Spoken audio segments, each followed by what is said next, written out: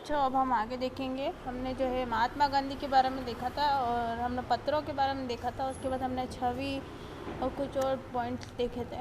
अब आगे हम जो है गृह विभाग की पाक्षिक रिपोर्टें और उनकी गोपनीयता तक क्या क्या थी उस समय वो देखते हैं। अब ये जो रिपोर्टें हैं ये अभिलेखों के रूप में जो है हमारे पास उपलब्ध है। तो अभिलेखों के रूप में जो है अब इनको हम पढ़ सकते हैं, लेकिन उस समय जो है इनको गुप्त रखा गया था। पहली रिपोर्ट देखें। मार्च 1930 का पहला पखवाड़ा। गुजरात में आ रहे तेज राजनीतिक बदलावों पर हमारा यह गहरी नज़र रखी जा रही है।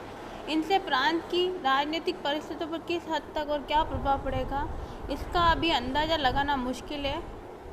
रबी की फसल अच्छी हुई है, इसलिए फिलहाल किसान फसलों की कटाई में व्यस्त है। विद्यार्थी आने वाली परीक्षाओं में तैयारी में जुटे हैं। अब देखिए, मार्च 1930 की रिपोर्ट थी। ये जो है राजनीतिक बदलाव पर क्या है, गुजरात में जो भी राजनीतिक बदलाव है उस पर गहरी नज़र रखी जा रही है। और जो राज्य प्रांत है उसकी राजनीतिक परिस्थिति पर क्या है, किस हद तक क्या प्रभाव पड़ेगा, इसका कोई अंदाज़ा नहीं है।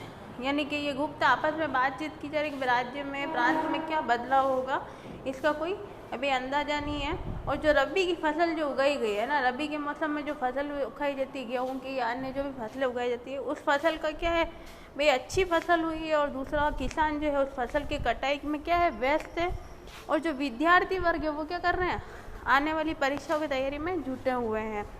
आगे देखिए सेकंड, मध्य प्रांत और बेरार। श्री वल्लभ भाई पटेल की गिरफ्तारी पर कांग्रेसियों के अलावा और कहीं कोई खास उत्तेजना पैदा नहीं हुई, लेकिन नागपुर नगर कांग्रेस कमेटी द्वारा गांधी की यात्रा शुरू होने पर उन्हें बधाई देने के लिए आयोजित सभा में 3000 से ज़्यादा लोग जुटे थे। और अब जो मध्य प्रांत और बेरार की एक यहाँ पर रिपोर्ट प्रस्तुत की जा रही है कि जो कांग्रेसी है उनके अलावा कहीं कोई खास के उत्तेजना पैदा नहीं हुई है, लेकिन जो नागपुर है उसकी नगर कांग्रेस जो कमेटी है उसमें गांधी जी की यात्रा शुरू होने पर उन्हें क्या है, बधाई देने के लिए जो भी आयोजित सभा उसमें क्या है 3,000 लोग शामिल है। बंगाल की ये घटना के बारे में बता रहे हैं, यहाँ पर रिपोर्ट प्रस्तुत की जा रही है। तो बंगाल के बारे में, गांधी की सविनय अवज्ञा आंदोलन की शुरुआत पिछले पखवाड़े की सबसे महत्वपूर्ण घटना रही। श्री J.M. सेन गुप्ता ने अखिल बंगाल सविनय अवज्ञा परिषद का गठन किया। बंगाल प्रांतीय कांग्रेस कमेटी ने अखिल बंगाल अवज्ञा परिषद बनाई है। इन परिषदों के गठन के अलावा बंगाल में सविनय अवज्ञा के प्रश्न पर कोई सक्रिय कदम अभी नहीं उठाया गया है। तो यहाँ पे ये सविनय अवज्ञा आंदोलन की जो है शुरुआत जो है पिछले पखवाड़े में सबसे महत्वपूर्ण रही, ये बात यहाँ पे बंगाल के बारे में बता रहे हैं। और जो J.M. सेन गुप्ता है वो अखिल बंगाल सविनय अवज्ञा परिषद का कमेटी का उन्होंने गठन किया है। और जो बंगाल प्रांतीय कांग्रेस है उन्होंने कमेटी ने अखिल बंगाल अवज्ञा परिषद बनाई है। मतलब वहाँ पर बंगाल में अलग अलग कमेटियाँ बनाई गई, उसके बारे में यहाँ बता रहे हैं। इन परिषदों के गठन के अलावा बंगाल में जो है सविनय अवज्ञा के प्रश्न पर कोई सक्रिय कदम अभी नहीं उठाया गया। यानी सविनय अवज्ञा आंदोलन जो चल रहा था उसमें जो है बंगाल में क्या अभी कोई सक्रिय जो है कदम नहीं उठाया गया था। जिलों से मिली रिपोर्टों से पता चलता है कि जो बैठकें आयोजित की गई उनमें लोगों ने कोई विशेष उत्साह नहीं दिखाया, आम जनता पर कोई असर नहीं छोड़ा है। गौरतलब बात यह है कि इन बैठकों में महिलाओं की संख्या क्या हो रही है, बढ़ती जा रही है। और कह रहे हैं कि जो बैठकें आयोजित की गई थी उसमें जो है जनता पर कोई असर नहीं छोड़ा है उन बैठकों ने। और जो है इन बैठकों में जो महिलाएं हैं वो भी काफ़ी रूप से क्या रही थी, भाग ले रही थी। अब देखिए बिहार और उड़ीसा के बारे में, कांग्रेस की गतिविधि के बारे में रिपोर्ट करने लायक कुछ खास नहीं है। चौकीदारी टैक्स का भुगतान न करने के बारे में एक अभियान की काफ़ी चर्चा हो रही है, लेकिन अभी इस प्रयोग के लिए किसी इलाके का चुनाव नहीं किया गया है।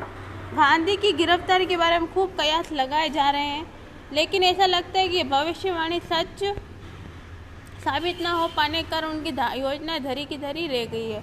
और जो है कई सारी बातें यहाँ पर कर रहे हैं वो। तो एक रिपोर्ट है 15 दिन की अलग अलग जगहों की। तो पहली थी पहला पखवाड़ा मार्च 1930 का, मध्य प्रांत और बेरान बंगाल, बिहार और उड़ीसा के बारे में। अब मद्रास के बारे में क्या बात है, गांधी का सविनय अवज्ञा अभियान शुरू होने से बाकी मुद्दे क्या है, हाशिए पर चले गए। अब जो सविनय अवज्ञा आंदोलन था वो जो है बहुत बड़े स्तर पे जो है आयोजित हो रहा था, तो बाकी जो छोटे मोटे मुद्दे चल रहे थे देश में वो सारे क्या हो गए थे, समाप्त हो गए थे और निचले हाशिए पर चले गए थे। यानी कि जो है उन मुद्दों पर अभी कोई चर्चा नहीं हो रही थी। आम जनता उनकी यात्रा को नाटकीय और उनके कार्यक्रम को अव्यवहारिक मानती है, परंतु क्योंकि हिंदू जनता उन्हें आघात श्रद्धा की दृष्टि से देखती है, इसलिए गिरफ्तारी की संभावना, जिसके बारे में वे खुद बहुत उत्सुक है, और उसके राजनीतिक प्रभाव के बारे में काफ़ी गलत फहमियाँ जो है फैली हुई है। और अब जो है गांधी जी के बारे में भी, गांधी जी के लिए भी वो बहुत उत्सुक, गांधी जी जो है गिरफ्तारी के लिए बहुत उत्सुक है ना, लेकिन उनके जो राजनीतिक प्रभाव उसके बारे में क्या है, काफ़ी गलत फहमियाँ फैली हुई है। 12 मार्च को सविनय अवज्ञा अभियान के उद्घाटन दिवस के रूप में मनाया गया। बम्बई में सुबह को राष्ट्रीय झंडे की सलामी दी गई, और बम्बई में जो है सविनय अवज्ञा आंदोलन शुरू करने के लिए जो है राष्ट्रीय झंडे की क्या दी गई, सलामी दी गई।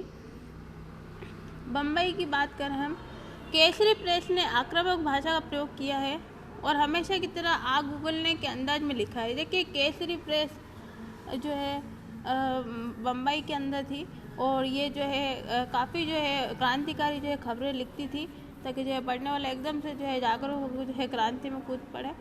अगर सरकार सत्याग्रह की ताकत परखना चाहती है तो उसे पता होना चाहिए कि सत्याग्रह की सक्रियता और निष्क्रियता दोनों से सरकार को नुकसान पहुंचेगा। अब वो कह रहे हैं सविनय अवज्ञा आंदोलन के बारे में कह रहे हैं कि अगर सरकार जो है सत्याग्रह की जो है ताकत देखना चाहती है, तो अगर हम आंदोलन करने उतरेंगे तो भी खतरनाक होगा, और अगर हम चुप रहेंगे तो भी खतरनाक होगा। तो सरकार को जो है इसकी ताकत को समझना चाहिए। यदि सरकार गांधी जी को गिरफ्तार करती है तो राष्ट्र के कोप का भोजन बनना पड़ेगा, और यदि सरकार ऐसा नहीं करती है तो सविनय अवज्ञा आंदोलन फैलता जाएगा। और अब कह रहे गांधी जी को अगर पकड़ेंगे तो भी क्या होगा, आंदोलन तो बढ़ेगा ही, और अगर गांधी जी को नहीं भी पकड़ेंगे तो भी सविनय अवज्ञा आंदोलन पूरे भारत में फैलता जाएगा। इसलिए हमारा मानना है कि अगर सरकार श्री गांधी को दंडित करती है तो राष्ट्र की विजय होगी, और अगर सरकार उन्हें अपने रास्ते पर चलने देती है तो राष्ट्र की और भी बड़ी विजय होगी। अगर गांधी जी को पकड़ के जेल बंद करेंगे, जेल में बंद करके उनको दंड देंगे, तो उनके जितने भी अनुयायी तो क्या करेंगे, बहुत सारा आंदोलन करेंगे, है ना, उनके खिलाफ नारे लगाएंगे, प्रदर्शन करेंगे। तो वो कह रहे हैं कि अगर गांधी जी के खिलाफ अगर आंदोलन करती है तो भी खतरा, और नहीं करेगी तो भी खतरा है। तो अगर गांधी जी गिरफ्तार कर कोई दंड देंगे तो आंदोलनकारी और आंदोलन तेजी से करेंगे, है ना, और फिर उनको गिरफ्तारी से छुड़ाने के लिए भी करेंगे, तो वहाँ पे भी उनकी विजय होगी। और गांधी जी को नहीं पकड़ेंगे तब भी बहुत बड़ी उनकी विजय होगी। जो आंदोलन है वो सक्रिय रूप से चलता रहेगा। दूसरी ओर विविध व्रत नामक मध्यम वर्गीय अखबार ने इस आंदोलन की व्यर्थता की ओर संकेत किया है। उन्होंने कहा है कि आंदोलन अपना घोषित उद्देश्य प्राप्त नहीं कर पाया, लेकिन उसने सरकार को भी चेतावनी दी कि दमन का रास्ता उसके उद्देश्य को कमजोर कर देगा। और अब जो कह रहे एक अखबार दूसरा था, उसमें ये छपा कि जो ये आंदोलन था सविनय अवज्ञा आंदोलन काफ़ी हद तक सक्सेसफुल नहीं रहा, सफल नहीं हुआ, लेकिन जो है उन्होंने जो ब्रिटिश सरकार थी उसको जो है इस आंदोलन ने दमन के रास्ते की क्या दे दी, चेतावनी दे दी। तो ये एक 15 दिन की एक रिपोर्ट है। अगली रिपोर्ट देखेंगे हम। अब ये अगले 15 दिन की रिपोर्ट है। मार्च 1930 दूसरा पखवाड़े की रिपोर्ट है। हर एक महीने में 30 दिन है, तो 15 दिन की रिपोर्ट हमने देखी। दूसरा पखवाड़ा जब 16वें दिन शुरू हुआ तो उसकी रिपोर्ट है ये। बंगाल की यहाँ पर बात पहली आई है। बंगाल, सबका ध्यान समुद्र तट पर गांधी जी की यात्रा और सविनय अवज्ञा आंदोलन शुरू करने के लिए उनकी तैयारी पर केंद्रित है। चरमपंथी अखबार उनकी गतिविधियों और भाषणों के बारे में विस्तार से लिख रहे हैं। और जो चरमपंथी अखबार है वो क्या कर रहे हैं, गांधी जी के जो भी भाषण है ना, गांधी जी की जो भी आंदोलन की तैयारी है उन सब के बारे में जो खबरें छाप रहे हैं। पूरे बंगाल में हो रही बैठकों तथा उसमें पारित होने वाले प्रस्तावों के बारे में विस्तार से जानकारी दी जा रही है। और जो है पूरे बंगाल में जो भी बैठकें हो रही है, प्रस्ताव, उन सब के बारे में क्या दी जा रही है, जानकारी दी जा रही है। परंतु गांधी जिस सविनय अवज्ञा की वकालत कर रहे हैं उसके प्रति विशेष उत्साह नहीं दिखाई देता है। और अब वो कह रहे हैं जो गांधी जी है जो सविनय अवज्ञा आंदोलन की वकालत कर रहा है उसके प्रति किसी का भी क्या विशेष उत्साह दिखाई नहीं दे रहा। कहाँ पर नहीं दिखाई दे रहा, बंगाल में नहीं दिखाई दे रहा। सामान्य रूप से लोग इस बात का इंतजार कर रहे हैं कि गांधी के साथ क्या किया जाता है, और संभावना यही है कि अगर उनके विरुद्ध कोई कार्रवाई की गई तो बंगाल के ज्वलनशील हालात में चिंगारी भड़क उठेगी और अब बंगाल की जनता भी इंतजार करेगी गांधी जी के साथ में जो है अंग्रेज सरकार क्या करेगी। और अगर अंग्रेज सरकार गांधी जी के साथ कुछ करती है तो क्या हो जाएगी, वहाँ पर जो है एक ज्वाला की जो है आग लग जाएगी। यानी अगर लीडर को अगर गिरफ्तार कर लेंगे तो आंदोलनकारी क्या करेंगे, और बड़े स्तर पर आंदोलन करेंगे। लेकिन फिलहाल ऐसी आग भड़कने के कोई गंभीर आसार नहीं दिखते। और अब उस रिपोर्ट में ये भी लिखा जा रहा है कि फिलहाल गांधी जी गिरफ्तार कर लिए जाए ऐसा कोई आसार नहीं है, और गिरफ्तार करेंगे तो आग लगेगी, तो गिरफ्तारी नहीं करेंगे तो फिलहाल जो है ऐसा कुछ नहीं होने वाला है। मध्य प्रांत और बेरार के बारे में 12 मार्च को गांधी की यात्रा शुरू होने के अवसर पर नागपुर में इन बैठकों में काफ़ी लोग शामिल हुए और ज़्यादातर स्कूल कॉलेज के और सूने दिखाई दिए। अब स्कूल कॉलेज के विद्यार्थी वर्ग भी जो है सविनय अवज्ञा आंदोलन में जो शामिल होते हमने पहले पढ़ लिया। और गांधी की जो दांडी यात्रा उसमें भी काफ़ी महिला पुरुष शामिल हुए। शराब की दुकानों पर बहिष्कार तथा वन कानूनों का उल्लंघन हमले की सबसे संभावित कार्य दिशा दिखाई पड़ती है। और असहयोग आंदोलन में भी जो है लोगों ने क्या किया था, शराब की दुकानों का बहिष्कार किया, वन कानून को जो है उसका उल्लंघन किया, तो जो है हमले की जो संभावना थी वो जो है कार्य दिशा पर जो है ज़्यादा दिखाई देती है। तो ये यहाँ पे मध्य प्रांत और बेरार की रिपोर्ट थी। पंजाब की रिपोर्ट देखिए। ऐसा लगता है कि झेलम जिले में नमक कानून तोड़ने के लिए संगठित प्रयास किए जाएंगे। मुल्तान में जल कर न चुकाने के आंदोलन को पुनर्जीवित किया जाएगा। संभवतः गुजरांवाला में राष्ट्रीय झंडे के संबंध में कोई आंदोलन शुरू हो सकता है। अब देखिए पंजाब में तो एक तो झेलम नदी पर कानून तोड़ने का संगठित प्रयास किया जा रहा है कि नमक कानून झेलम नदी पर जाकर तोड़ेंगे, तो एक तो वो तैयारी चल रही है। फिर ये मुल्तान जो जगह है वहाँ पे जल कर लगा रहा है, यानी पानी के ऊपर पे टैक्स लगाया जाता है, तो उसको चुकाने वाले जो भी लोग हैं वो आंदोलन करेंगे। दूसरा है गुजरांवाला जो है वहाँ पर राष्ट्रीय झंडे के संबंध में कोई आंदोलन होगा। तो हर जगह पर क्या क्या बातें होगी, क्या क्या काम होंगे, उसके बारे में यहाँ पे चर्चा की गई। फिर देखिए संयुक्त प्रांत, ये एक रिपोर्ट है। हम जैसे अखबार पढ़ते हैं, अखबार में न्यूज़ आती है कि भाई ये हुआ, रो डेली की जो खबरें आती है, वैसे ही 15 दिन की ये रिपोर्ट है कि उन 15 दिनों में क्या किस किस जगह पर क्या क्या हुआ है। तो आपको घबराना नहीं, क्या पढ़ रहे हैं हम, अलग अलग जगह पर जो भी घटनाएं हुई वो 15-15 दिन के अंदर, और तैयारी जो भी थी उन गुप्त रिपोर्टों को यहाँ पर बताया गया है। संयुक्त प्रांत, पिछले पखवाड़े के दौरान राजनीतिक गतिविधियों में निश्चित रूप से तेजी आई है। कांग्रेस पार्टी का मानना है कि जनता की रुचि बनाए रखने के लिए उसे कुछ अनोखा काम करना चाहिए। श्री गांधी के आदेश पर वॉलंटियरों की भर्ती, गांव में प्रचार और नमक कानून के उल्लंघन की तैयारी जैसी कई गतिविधियां जो है कई जिलों से आ रही है। ठीक है, ये आपको ध्यान रखना है। अब अप्रैल 1930, अभी हम मार्च 1930 का पढ़ रहे थे, अब अप्रैल 1930 का जो है पखवाड़े के बारे में बात करेंगे। नया महीना शुरू हो गया। यहाँ पर संयुक्त प्रांत क्या देखेंगे। जो संयुक्त प्रांत है, इस पखवाड़े में चीज़ें बहुत तेज़ी से आगे बढ़ी हैं। राजनीतिक सभाओं, जुलूसों और वॉलंटियरों की भर्ती के अलावा आगरा, कानपुर, बनारस, इलाहाबाद, लखनऊ, मेरठ, रायबरेली, फर्रुखाबाद, इटावा, बलिया और मैनपुरी में नमक कानून की खुलेआम अवहेलना की जा रही है।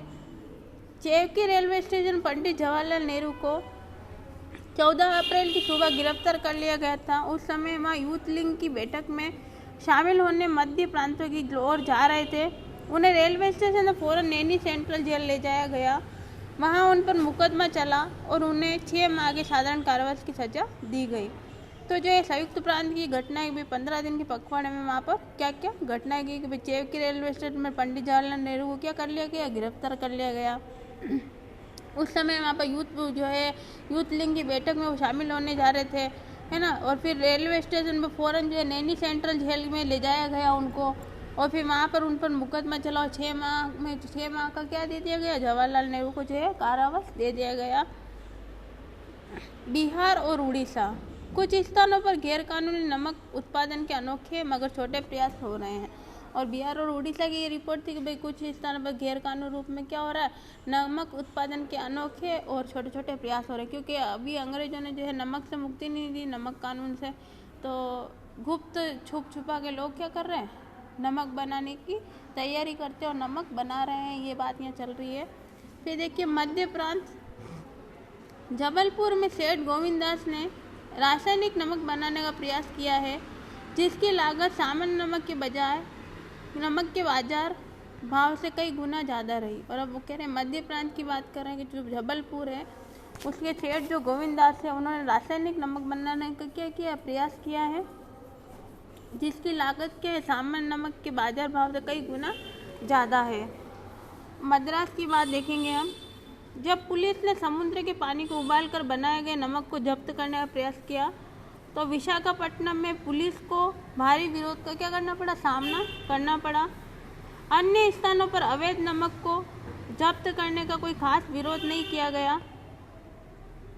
बंगाल की बात करें तो मुफस्सिल इलाकों में जो है अवैध नमक निर्माण कोशिशें की गई। 24 परगनों और मिदनापुर जिले इन गतिविधियों को क्या रहे, मुख्य केंद्र रहे। वास्तव में बहुत कम नमक बनाया गया है, उसमें से भी ज़्यादातर जब्त कर लिया गया। उसको बनाने के लिए प्रयोग किए गए बर्तनों को नष्ट कर दिया गया। बंगाल में जो भी ये नमक बनाने का काम चल रहा था गुप्त रूप से, तो नमक को पकड़ लिया गया, नमक के कारखाने बंद कर दिए गए है ना, और जो भी नमक बनाने के बर्तन थे उनको नष्ट कर दिया गया। तो इस प्रकार जो है ये मार्च और अप्रैल की जो है यहाँ पर रिपोर्ट प्रस्तुत की गई। आगे देखेंगे हम। आगे देखिए, पाक्षिक रिपोर्टों को ध्यान से पढ़िए। याद रखिए कि औपनिवेशिक गृह विभाग की गोपनीय रिपोर्टों के अंश है। इन रिपोर्टों में हमेशा केवल पुलिस की ओर से भेजी गई जानकारियों को नहीं लिखा जाता था। स्रोतों की पृष्ठभूमि से ये बात किस हद तक प्रभावित हुई। अब जो ये रिपोर्ट है पुलिस जो गुप्त बातें भेज रहे हैं वही नहीं लिखी जाती है, बल्कि अन्य जो है लोग जो है महत्वपूर्ण लोग, हर कोई नहीं, महत्वपूर्ण लोग हैं जो भेजते हैं उनकी भी रिपोर्ट इसमें प्रकाशित होती है। पहला पॉइंट देखेंगे, स्रोत की पृष्ठभूमि से यह बात किस हद तक प्रभावित होती है। इन रिपोर्टों में क्या कहा जा रहा है, उपरोक्त अंशों के उद्धरण लेते हुए अपना तर्क को स्पष्ट कीजिए। हमने पढ़ा था क्या क्या बातें हुई इन रिपोर्टों के अंदर। दूसरा, क्या आपको लगता है कि गृह विभाग महात्मा गांधी को संभावित गिरफ्तारी के बारे में लोगों की सोचों को अपनी रिपोर्टों में सही ढंग से दर्ज नहीं करा रहा था? यदि आपको उत्तर हाँ है तो इसके समर्थन में कारण बताएं। 5 अप्रैल 1930 को दांडी में भाषण में गांधी जी ने गिरफ्तारी के सवाल पर जो कहा था उसे दोबारा पढ़िए। महात्मा गांधी को क्यों गिरफ्तार किया गया, इस बात पे भी हमने देख लिया क्यों गिरफ्तार किया गया। आप फिर वीडियो चला के देख लो, पता चल जाएगा। फिर देखिए, गृह विभाग लगातार यह क्यों करता रहा है कि दांडी यात्रा के प्रति लोगों में कोई उत्साह नहीं है। अब देखिए, अखबारों से कुछ बातें देखें। अंग्रेजी तथा विभिन्न भारतीय भाषाओं में छपने वाले,